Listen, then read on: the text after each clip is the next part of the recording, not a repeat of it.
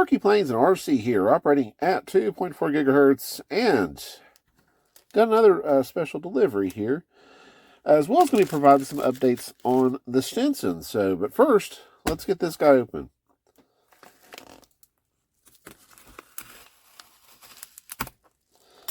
They taped this one up really good, so hopefully it won't damage anything in the process. Just let's get it open, I guess. Ooh, sheesh.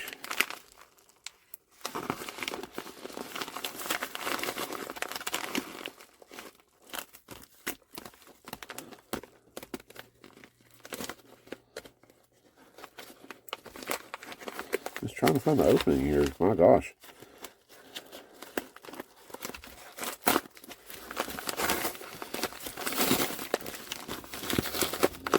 Yeah, they really taped this one up good.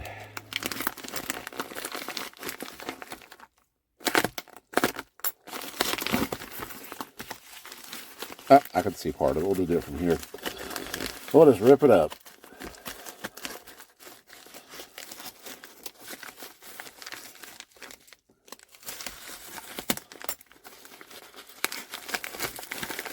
Ugh. Talk about some work. There we go. Leave the paperwork in there.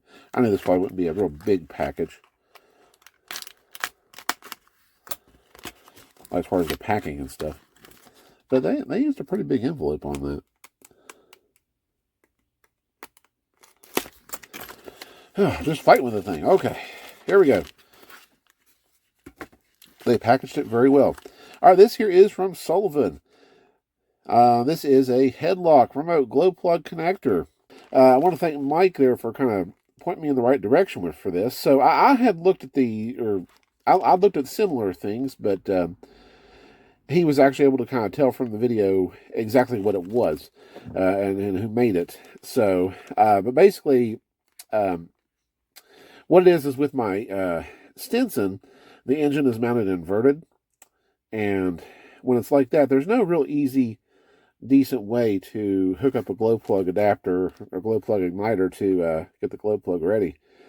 So the plane originally did have one of these guys attached to it, and then the wire was run. The wire with the one connector was run up to the top of the kind of the top of the cowl there, so you can easily do it from above.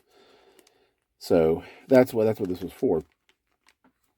So, and what happened is in the process of the disassembly and getting the engine off there for cleaning and replacing things and whatnot, the original headlock got, I think one of the wires came loose, but not a big deal. Like I said, I was able to, thanks with Mike there, I was able to find the exact part that I needed. So there you go. All right, give me just a second here, guys. I'm going to get the Stinson out here, and we're just going to do a couple quick things with it. I did not forget about it. It's just happened to fall right at the same time that vacation was, and some other stuff. So, but yeah, the Stinson is not. It is still around. So give me just a second. All right, guys, got the Stinson out here. As you can see, got the cowl off of it, and I just want to kind of show this real quick here. Where the original headlock broke, this was the wire that went to the adapter that fit onto the glow plug, and just trying to get the thing off there, off the actual glow plug itself, the wire just eventually just gave way. And this right here, of course, had sort of broke in the process as well. Something like the like a grounding wire, I guess.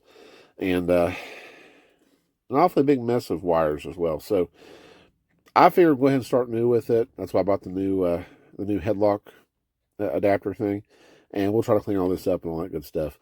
So, and you can kind of see here I've only got 2 screws holding in place. Just that it was temporarily mounted for right now, so I could have it in the our club's mall show recently.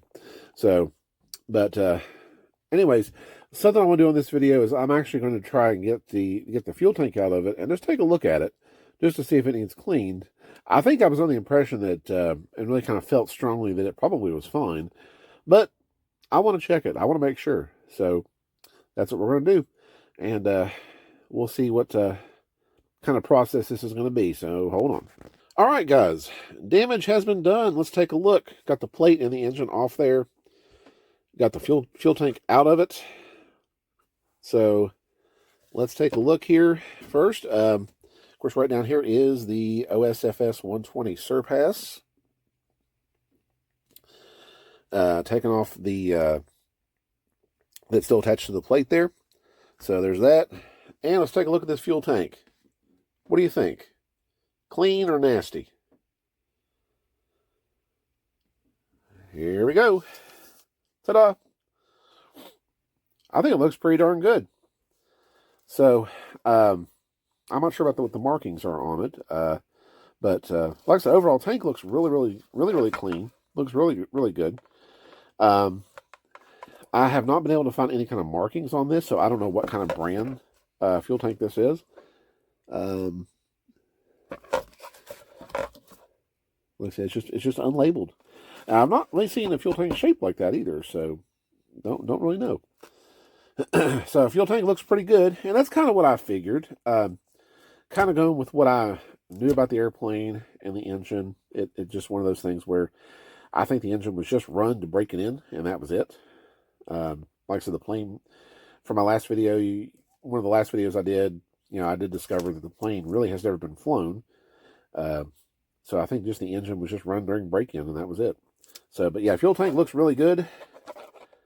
So I think it's safe to say we can go ahead and pop that guy back in and go from there. Now, something I was curious about too is what kind of stuff this is. It reminds me a little bit of like Gorilla Glue, but it's not quite as stiff. It's very flexible. I don't know if it's like maybe some sort of little insulation or something. I mean, I don't know what was used on this. If you guys have any ideas, let me know, or if you got a better suggestion for putting that in place. I'm going to probably just cut that all out and we'll just reapply new. But yeah, this basically is what, it's kind of what held the tank in place. I don't know if it was the best setup or not, but it kind of held the tank and, all the, connections in place, basically is what it did. It held the tank there. So, but don't know what it is. Like I said, it's kind of a soft, spongy material. All right, and not to forget about the Stinson. Like I said, it kind of fell during a period when I was about on the verge of going on vacation too. So, but yeah, it's not going anywhere. I had a vacation break there in the middle of it. So, but that's okay. But just kind of want to give a little bit of a recap on the Stinson itself and where we're at and what to expect. So, at this stage, we know that I did get the ELRS with Radiomaster, that the radio stuff. Got that set up. Basically, all I have to do is pop the receiver in there, make all the connections, and then make sure my radio is kind of set up and stuff. Of course, I've got some windows to pop back in place, which is not really a big deal. Let's see, what else? Of course, get the fuel tank back in. I do want to run the Surpass just to make sure, just to kind of get it tuned up decently enough and all that. I probably am going to put the Surpass on my test stand first, and just kind of run it like that.